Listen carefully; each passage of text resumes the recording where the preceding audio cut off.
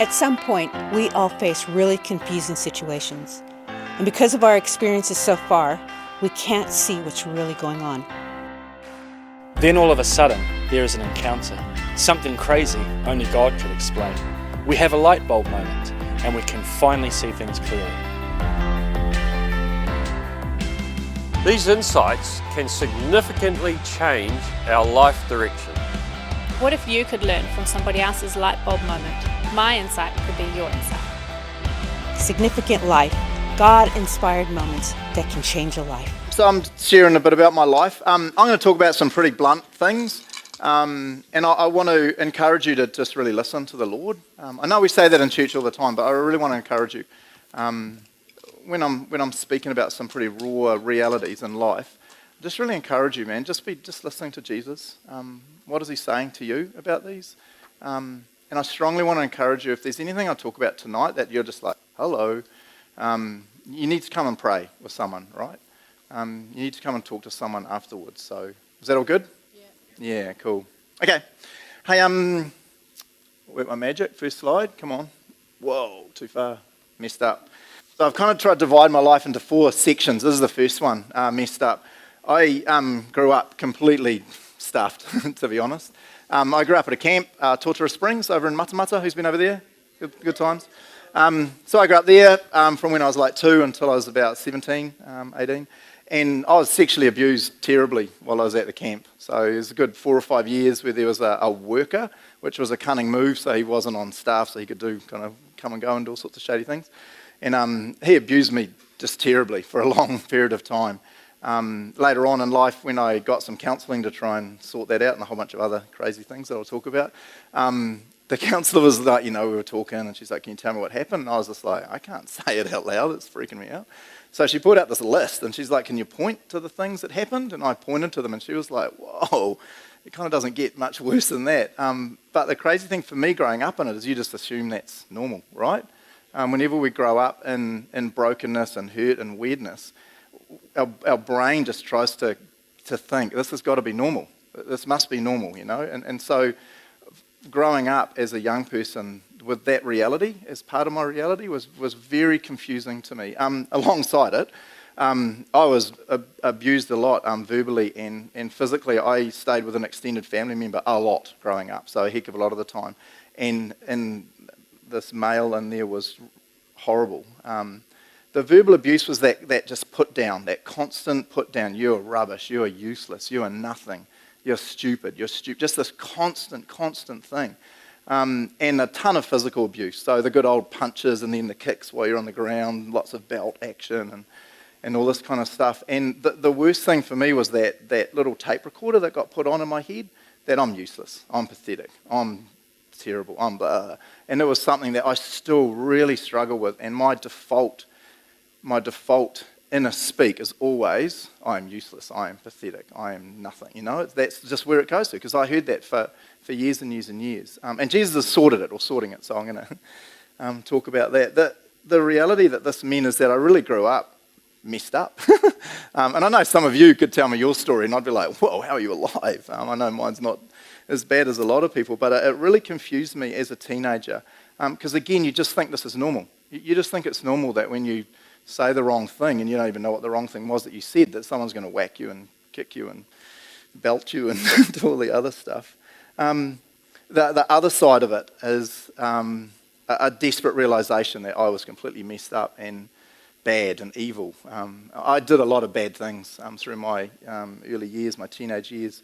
And I could blame all the bad stuff going on, but I'd still take responsibility for it. And so growing up at a camp is quite a confusing place because they have school holidays all the time, right? School holiday camps, and they tell you about Jesus and stuff. So I went to like every camp in the history of camp, so I'm pretty sure I've become a Christian 1,000 times more than any of you, or probably all of you put together. Because at the end of every camp, the school holiday camps, they do the telling you about Jesus. At the end, they're like, if you want to accept Jesus, come forward. I'm like sprinting forward every time, because I just knew, man, I'm so messed up. But the thing that really confused me when I was a younger teenager was this just didn't work.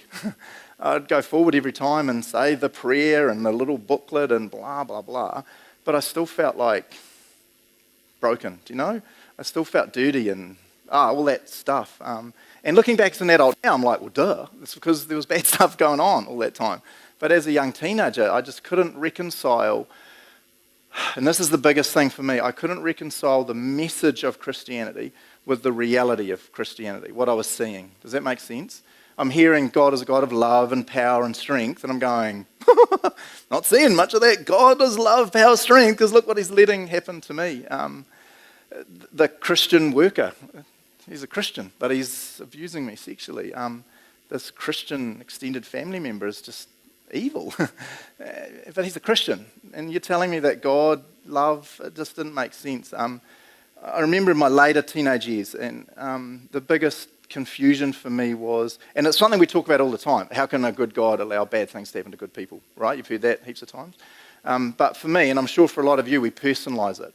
And so for me it was, how can a good God allow such evil to happen to me? Where was God when this was happening? What was he doing? Just playing cards with Jesus in heaven, having coffee? I don't know, because he certainly didn't feel like he was in my reality. And I grew up with this just a real confusion. I'm hearing this God, but the God I'm experiencing through his people, a lot of it, is just not working for me. Just not working for me. Looking back at that time now, there's a verse that I just really love. This is my wife's favourite psalm. You keep track of all my sorrows. This is God, talking about God. You've collected all my tears in your bottle. You have recorded each one in your book. Now as an adult looking back, I realised that God was with me in that journey, that God was weeping with the horrible things that were happening to me, the horrible things that have happened to you. God was not silent. God was not impotent in that. He was there, and he was strengthening and supporting and trying to protect. And one of the biggest things I wrestled with for years was, where was God? But one of the biggest realities I cling to now is, oh my God. I don't mean that rudely. I'm meaning that, oh my God. Imagine what could have happened to me if God wasn't watching over me and caring for me. There was some, I won't tell you the details, but there were some things that happened that I look back now and I'm like, man, how did that not turn really, really bad? Like scary life and death bad. And I'm just like, man, I just really believe it was the creator of the universe who loves me, who loves you more than you'll ever understand, stopping the evil from going so far and protecting me in some way. And I just go, oh my goodness. I love this verse, it shows that God weeps with us. It shows that God is not this God hanging out in heaven just doing God stuff. He is a God that is involved in our journey. He is a God who hates our pain and our hardship and our suffering, and it breaks his heart as much as it breaks ours more. You've collected my tears in your bottle. You've recorded each one in your book. I just love being real personal. I'm going to be pretty raw tonight. Man, it just blows my brains that the creator of the universe was recording all these hurts, and the number of times I just cried out going, the heck is this guy? And God's like, yeah, I'm with you, man. The verse that I go to all the time, this is quite a feminine verse, so if you're a masculine man, just kind of, punch someone afterwards and you'll get your masculinity back. But this verse, I just love this verse, and this is one I really hold on to, thinking back to those days. It's talking about God as this God of just love and care. He will feed his flock like a shepherd. He'll carry the lambs in his arms, holding them close to his heart. He'll gently lead the mother sheep with the young. And again, I'm being all personal, so whatever. It's the middle lines. He'll carry the lambs in his arms. He'll hold them close to his heart. I can still remember heaps of the beatings as if they happened this morning, I can remember a lot of the other abuse as if it, just recent. And I'm very visual, and to stop and go, the almighty creator of the universe who spoke everything into being out of nothing during that time was holding me close to his heart. I just go, man, that's such a cool reality, eh? Is that a cool reality? Yeah, I just go, what a beautiful image that God gives us. It's just amazing, eh? It's just amazing. The next little bit is hypocrisy. It's kind of a little weird zone in there. Obviously, I was seeing a lot of hypocrisy with Christians being horrible. And then I saw this weird one that I've just always thought was kind of bizarre, where I was at the camp, and when you grow up at a camp, you always kind of love the camp, the buildings, not the buildings, but you know what I mean, the complex, the grounds, the trees. You're just like, oh, I love this place, it's so beautiful. But then all these idiot Christians would come in and be really horrible to it. We'd have heaps of camps, obviously in the weekends, old church camps coming in and doing their thing. And so often the way the people treated the staff who I looked up to, I was just like, what the heck is that? The way they treated the grounds, or they'd just leave the place in a mess, and it was just like, what the heck is going on? This is just really bizarre. And I think I use this as a bit of an excuse somewhat, but it just added to this inconsistency in the message I was hearing about God. Does that make sense? So I've got this guy being horrible, another guy being horrible, and I'm seeing there's awesome Christians through it all, but seeing Christians coming in and just being like really disrespectful, and again just going, this doesn't make sense. This is a real hypocritical religion, isn't it? That we sit in church and talk about, God is a God of love and blah, blah, blah. And then I'm sitting there going, yeah, kind of missing that in the reality of life. Does that make sense, eh? Yeah. Well, it made sense to me. Bad luck if it didn't make sense to you. I know we talk about it all the time in church, but a reality that I really cling to now is that people are watching us all the time, yeah? People are always watching us. I teach a leadership paper at Pathways College, and one of the realities I try and get the students to really grasp is that all of us are leaders. Every one of us are leaders. Every one of us in this room are leaders in some respect. There's always someone looking up to us. There's always someone looking to us, defining the reality on the way we interact with them and the way we interact with others. Does that make sense? So it might be a young cousin if you're younger. It might be someone you're at school with or university with, someone you work with. It could be your spouse. It could be your kids, your parents. There's always people looking at us. And a lot of it they're doing subconsciously, right? A lot of it they're subconsciously going, oh, yep, so that's how you deal with, that's how you. I think a thing that scares me a lot, but I also think is very exciting, is that super cheesy Christian phrase that we say that for a lot of people, the only Jesus they'll ever see is you or is me. And for me, that was a real reality growing up. Who are the people that you're influencing in your sphere of life? Who are the people that are looking to you and defining reality, and more scarily, defining Jesus Christ based on how they see you interact with them and interact with others? I just think it's a good thing to wrestle with sometimes. It's a good thing to stop and think, man, who am I influencing? Who is watching me to see how I'm living out this Christian thing? And again, for me, I was just seeing this massive inconsistency, this massive confusion, this real dichotomy of, let me tell you about this God of the Bible, but let me show you the reality of him in my life. And it was like just not happening. I left home as soon as I could and went over to Hamilton and did a computer programming course and turned into a super nerd, which is pretty awesome. And I was the wizard. If you think you're good, I was pretty amazing at living a very dualistic life. So I could turn up to church on Sunday with a massive hangover or very stoned, and you'd never know, and I would say the right Jesus things and sing the songs and do the prayer and all that kind of stuff, and then go out for the rest of the week and be disastrous. Horrible to look back on now and realise that. One of the things that, and no disrespect to my friends at the time, but one of the things that saddens me now is that no one realised. None of my friends ever asked the question. They must have known stuff, but no one ever had the guts to come and just be like, bro, what the heck is going on with your life? So I just want to call you out on that a bit. If you ever feel that the Holy Spirit is saying to you, you need to go and ask someone that hard question, and you need to go and ask them that question. I know it's a scary thing to ask, and we're like, but my friendship will be on the line. It's like, yeah, but their soul might be on the line. Again, I don't blame my friends, but I think back now and I'm like, man, how much hardship, how much idiot things I've done could have been saved if just one of my friends had pulled me aside and said, bro, let's go and get a Coke or some fries. You know what I mean, eh? And let's talk, man. Are you good? What's going on? You know, I don't know. Crazy time. The next section is Jesus, and this is kind of a crazy time. When I look back now, I just made some unbelievable decisions in the midst of real confusion that I really see was just God going, okay, you're stuffing up your life so amazingly, it's time for me to start maneuvering you a little bit. I was doing a lot of stupid things, and I literally woke up one day and thought, man, I need to check out this Christian thing for real. So I went to a Bible college in Auckland for a year, which all my friends who were not Christians were just like, what the heck are you doing? And I turned up there incredibly messed up, but it was just this amazing year of life change. I got married a few years after that too.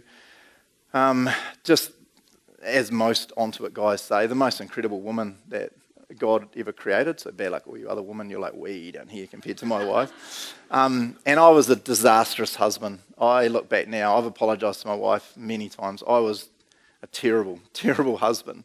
I was pretty messed up still from the stuff that had happened. But there was a lot of things that I did, said, that I'm just so embarrassed of the way I treated her, this beautiful daughter of God.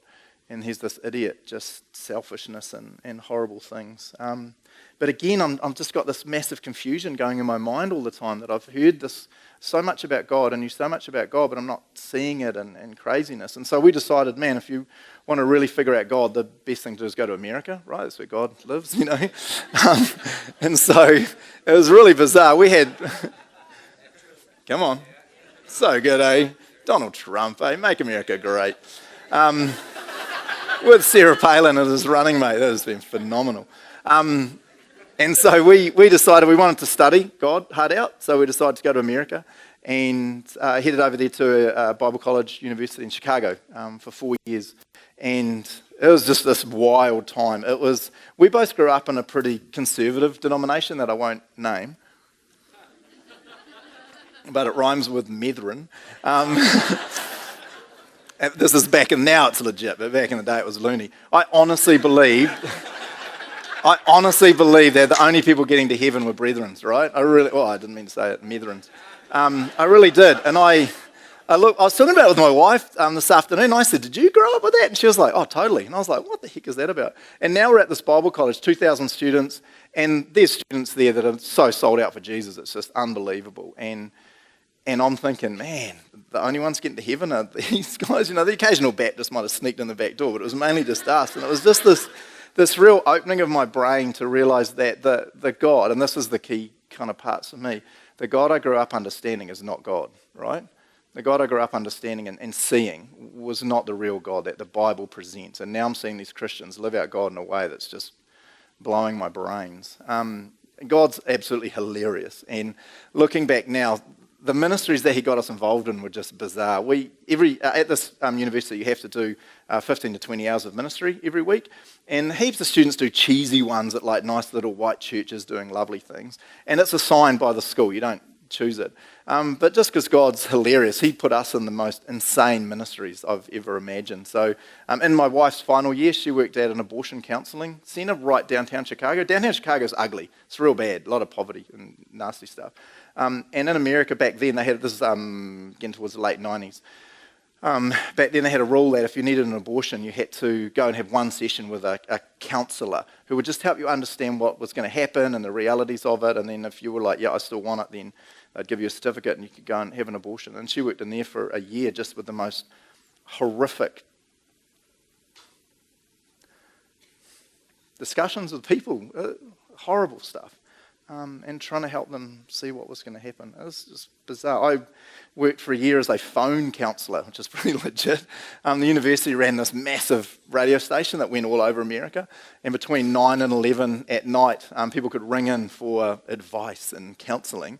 And I think I was in my third year then, so I'm like mid-20s, no idea what I'm even doing on this planet yet. And people are literally ringing in with everything from, yeah, man, I'm just working on my maths homework. And I'd be like, bro, I got nothing for you there. I'm used to math.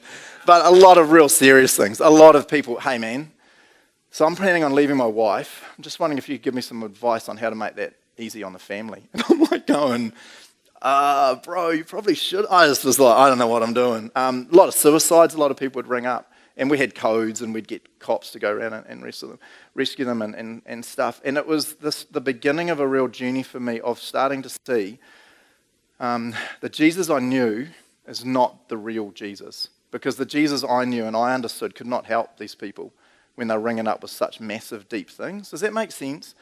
But I knew that there was a real God, a real Jesus, and I was just desperate to figure out who that was. We worked with some gang kids that were all Hispanic in this really bad Hispanic area of Chicago for a year, my wife and I. And I just felt so, and I use this word on purpose, impotent as a Christian in dealing with them. They were messed up. They were real messed up. Horrible area, just insane. And I'm there trying to play basketball with these guys and then do a little Bible study with them. And I remember just sitting there just going, oh my, I don't even know what I'm doing. Do you know what I mean? The God I understand, He can't help you in this. So therefore I don't understand the real God because I know He can. And it was just horrible. And then, back to the college, trying to wrestle with who is Jesus really and how do I understand Him so that I can communicate Him to these guys.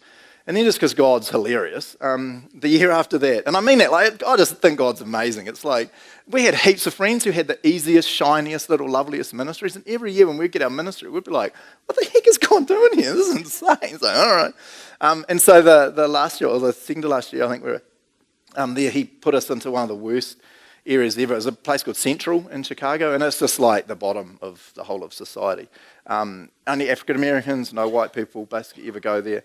And we're in a ministry with these gang kids, trying to tell these gang kids about Jesus. And it was just the most insane situation where none of them knew their dads, obviously. Most of them didn't have mums, or they had mums, obviously, otherwise they were just appeared miraculously. No. But they didn't know who their mum was. They're being raised by grandma or auntie, goodness knows who. And they were all in gangs, and that was the only way they could survive. They're all like 14, 15 at this time. And I remember having this bizarre conversation with one of the guys running the ministry one night, and he said, the thing you got to realise with working with these guys is they have no hope. There's just no hope for them.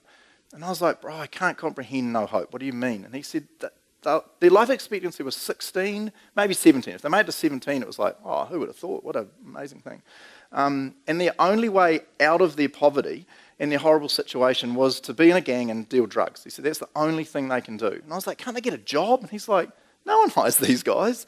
These guys are the bottom. If they went to anywhere to get a job, the person would be like, I'm not going to hire you. What? So he said, there is no hope. They have nothing.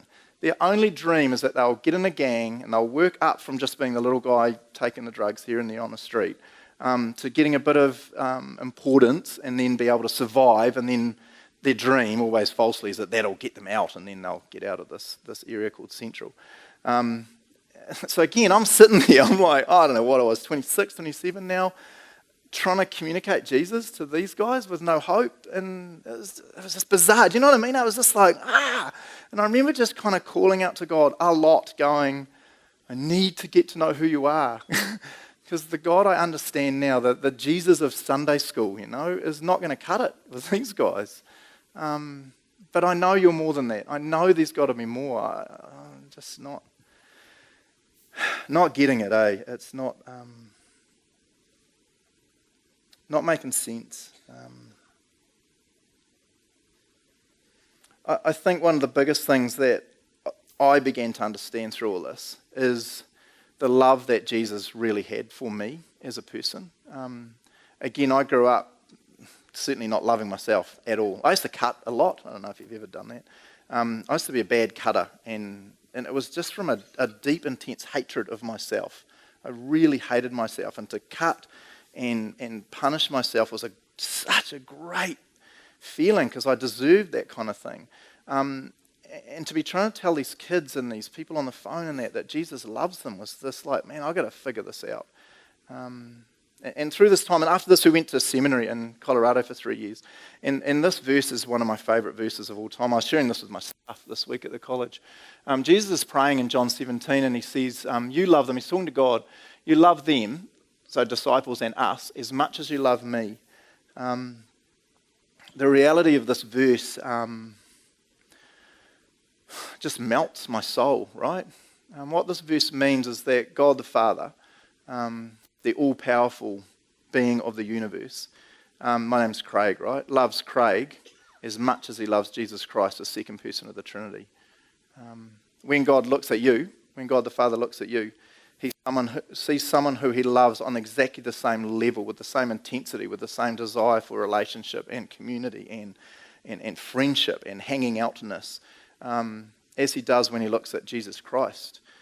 I really don't think we can understand that because we don't get what the love is in the Trinity, right?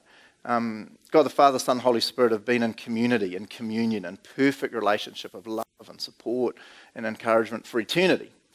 There's no end, no beginning. It's for eternity, eternity, eternity. Love and comfort and joy and encouragement. And then God, when we become a Christian, invites us into that. And he says, you're not a second-class person in this relationship. It's not, the type 3 and then you're kind of out here. He goes, no, come on in. That's what he says in the rest of this chapter. Come on in. I love you with that same intensity as I love my son, Jesus Christ. And one of the things I wrestled with for a long time is how do I take that reality and make it part of my reality? We're wizards. We're the masters of sitting in church and going, oh, that's so great. Amen. Loves them as much, But then we walk out into our life and we often don't take that reality with us. So one of the things I want to encourage you to do, John 17:23, super easy to remember. A 1 and a 7 and a 2 and a 3 equals a simple number to remember. So good. I'd encourage you so much to have a look at that sometime and just rest in it. Rest in that. What does it mean that God the Father loves you on that same level, with that same intensity, with that same desire for relationship as he loves Jesus Christ? Man, it's just massive, eh? The last little part is called pastor. Lived in America for 7 years in the end studying and so on, and then came back to New Zealand to pastor a little church over in Cambridge, which was hilarious. They'd never had a pastor before, and so people weren't quite sure what to do with the pastor. My office was the creche, and so on Saturday nights I had to take my desk and all my stuff, drag it out and drag all these cots in and blankets on the floor and stuff. And then Monday morning I'd go back in and drag all the cots out and drag my desk back in and try and pretend to be a pastor. People would come in often and be like, okay, so what do we do with you as a pastor? Do you visit us? Do we ring you? And I was kind of like, I don't really know, man. I'm just making this up as I go along. Because God's awesome, there was an older guy who was a returning missionary who came on board at the same time as me to pastor, which is really good because I was this young idiot who had no idea what I was doing, and he was much older and much wiser. And there's countless times that I went to him with the most brilliant idea in the history of brilliant ideas, and he'd just be like, okay, so I have 10 reasons why we cannot do that, bro. And I'd be like, okay, good, you're really wise. It was a real crazy time. The church grew like a weed. Most churches do, right? If they've never had a pastor and now there's someone there, or there was two someones there who all they're doing for 40, 50 hours a week is thinking about the church and community. So the church just took off. It was just crazy. But again, because God is wild, he threw this massive curveball. So I had a daughter born in America whose name is Sarai. She's an American citizen, has a letter from Bill Clinton welcoming her to this fine United States. Go Bill Clinton, he's a man. Not sure about Hillary, but that's another discussion. And we got back to New Zealand, and about a year and a half after we came back to New Zealand, my wife got postnatal depression, which then blossomed into full-on depression. So drugs, hospital, the whole 9 yards, psychiatrists coming out our ears, adult mental health, just full-on craziness. And she was really sick. There'd be months at a time now where she couldn't be at home because she just couldn't do anything. It was just really horrible. The funniest thing I remember was the adult mental health nurse would visit regularly and see how we're doing and stuff. And one day she came and asked me to step outside, so her and I just stepped outside out the back of the house. And this is the adult mental health nurse, goes, hey, so when you're planning on leaving your wife, can you call, they have a CAT team, an emergency team that if anything bad's happening, you call. She gives me her card and said, when you're planning on leaving your wife, can you call us and just give us the heads up? And I was like, I don't know what you mean. She was like, well, when your wife is this sick, she said 90% of the men will bail within a couple of months because you just can't handle it. And I was like, no, I'm a Christian. I'm not going to bail. And she was like, yeah, I know. You guys always say that. So again, here's my card. So when you're going to bail, we need a warning. So if you could give us a couple of hours, then we'll get a team out here. And I was just like, this is ridiculous. This leads me to this significant thing. If you remember, I had been, in my earlier years, I'd been defining Christianity based on the Christians that I saw, right? Makes sense, eh? I was defining my Christianity based on the Christians that I saw. And God knew that, obviously. He wasn't, surprised. And so I think God allowed my wife and I, my family, to go to it was a horrible time. It was a horrible time. I'd visit my wife, she'd stay at her mum's a lot of times. I'd visit her and there's just no one home. I mean, and I'd go and be like, hi, how you doing? It's nothing. Just, no, it's horrible. I'm trying to pastor this church, and it's growing like ridiculously. But I got this really sick wife. I got 2 little kids. I was just losing my brains. It was just a horrible, horrible time. And so now the significance. One of my favourite miracles is the paralysed guy that gets down through the roof, because it's just so hilarious. Who digs through a roof? I'm just like, this is the funniest one ever. But what I love about it is that the guy desperately needed Jesus, but he couldn't get there, right? Because he's like paralysed. So his friends come along, and his friends go, bro, we know what you need. You need to get to Jesus, and you can't, so we'll sort it for you. And they take him along on the mat. The church was just insanely good at this time. The elders made a big announcement and said, look, no one can visit the pastor anymore. Don't ring him, don't do anything, because my wife was terrified of people. If you'd visited, she'd run and hide in the backyard or hide behind a bed, or she was just terrified of people through all this. And then all these people got into action. Just normal people, and bought us meals. We had meals 4 nights a week for 3 years while my wife was sick, and they were massive meals, and they'd be amazing. There was one old couple, the husband was retired, the wife was still working, and he'd start cooking at like 2 o'clock in the afternoon to cook us this amazing meal, and then she'd get home and apparently sort it, so it was actually decent. And it would be always corned beef, mashed potatoes, broccoli, green beans, that amazing mustard sauce. They'd use their best China stuff, lay it out beautifully, a little flour. It was just beautiful. And I'd often be working, and they'd come around. They knew they couldn't be there to see Joseph, my wife, so they'd ring the doorbell, put it on the doorstep, run to their car and drive off. We had heaps of meals. We have no idea who bought those meals. There was a lady that would come and just do our laundry. And she'd come in, she'd sneak in, literally sneak in. Didn't want to see Joseph. She knew Joseph was in a room. She wouldn't go into that room. Gather her laundry, take it home, wash it, fold it, iron it, whatever. Bring it back. I'd come home from work, there's all our laundry done. People would just come and do the garden, mow the lawns. It was just like the most amazing time, and it totally changed my understanding of Christianity. Does that make sense? It totally changed it. It was like God was saying, this is it, bro. This is Christianity. Those other idiots, not Christianity. This is Christianity.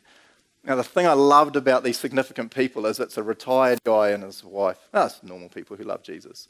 There's this random lady down the road whose husband had a cool job, and she just loved Jesus, so she'd come around, and they weren't pastors or church lead. They were just lovely people that loved Jesus with all of them, and were calling out to him saying, okay, hey, do you want me to serve you today? Oh, of course, laundry. I can go and do laundry, sure. Yeah, I can go and pick up the kids and take them for a few hours and look after them so Craig can have a break. The thing that humbles me so much is the most significant people in my life are just these really normal, awesome people that love Jesus like crazy. I just want to encourage you, to be listening to Jesus. God talks to us all the time. He's always calling us to step out and do these little acts of faith for him. Again, if you feel that prompting, man, just do it. If you see someone you can help, someone you can care for, no matter how tiny it is, man, you need to do that. And then I ended up at the Bible college. Long story, no one cares about it. Okay, I just want to finish with this cool verse. This is my favourite verse. I got it tattooed on my arm. I love it so much. I love the Bible so much. I got Bible tattoos all over me because it's so cool. It means if I ever forget my Bible when I'm preaching at a church, I'm just like, and today's sermon will be from... Nah. For our sake he made him to be sin who knew no sin, so that in him we might become the righteousness of God. To be really raw and open with you, the biggest thing I've struggled my whole life is this feeling of just dirty, useless, ugly, trash feeling. I've talked to a lot of people that have been abused when they were young, and often that's this feeling that you have that you're just rubbish, just the crud of, it's just this horrible feeling. And again, as a Christian, I was doing a good job of separating what God was saying about me with who I was really living as.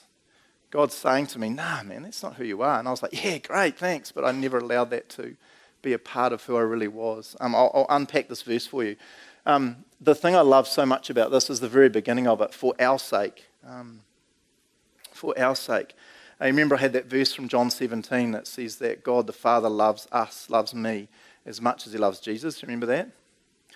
To me, that helps me understand this verse, right? Because this is for our sake that God killed Jesus.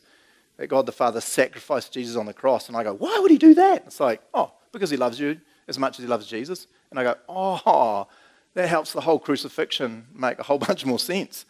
If he loves me, if he cares about me, if he desires a relationship with me with the same intensity that he desires a relationship with Jesus, then I can kind of understand why he would do that. Does that make sense, eh?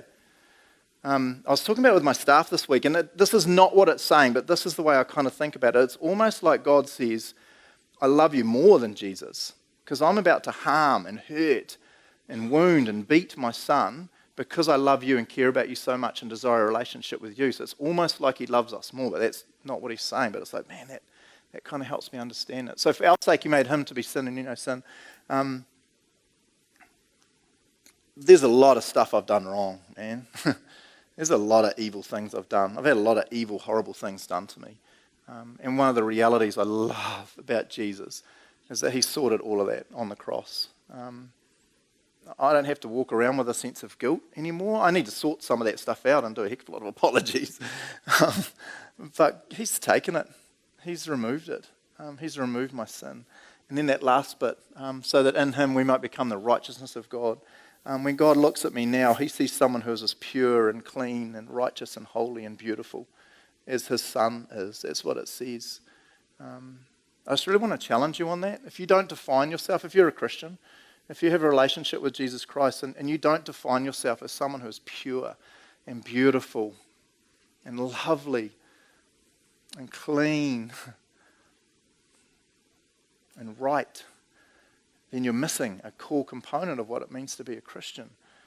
And we have to, as Christians, not allow the reality as God's defined us to stay over there. We have to take it in and wrestle with it and go, man, how do I live as someone who is as pure and clean and beautiful as God himself is? Do you know what I mean? It took me a long time to really be able to speak of myself in this way, that I am like that. But I think when you start to understand it, and you really start to understand that love that God has for you, it just changes who you are. It changes everything about you. It changes the way you live. It changes the way I treat my wife. It changes the way I run a Bible college. It changes the way I talk to my children. When I know that I'm good, that I'm clean, that I'm pure, that I'm right, that I'm lovely, that I'm beautiful. I started with getting you all to high-five each other like a loon heads. I want to just remind you that that is a reality. You really have absolutely no idea how much God loves you. He killed Jesus for you. He killed the second person of the Trinity, who he had been in perfect community with, perfect relationship with, forever and ever. He nailed him to a cross. He took all the crud of your life and punished Jesus with it. Why? Because when he looks at you, he just goes, oh man, I just love you so much. I just want to hold you close to my heart, like you're a little lamb. Man. When you cry, God goes, oh my goodness, I'm so with you in that. I'm with you in that suffering and that pain. Oh, man. Let's all stand up and I'm going to praise. Whoa. Does the band want to come on up? That'd be cool. Cheers, bro.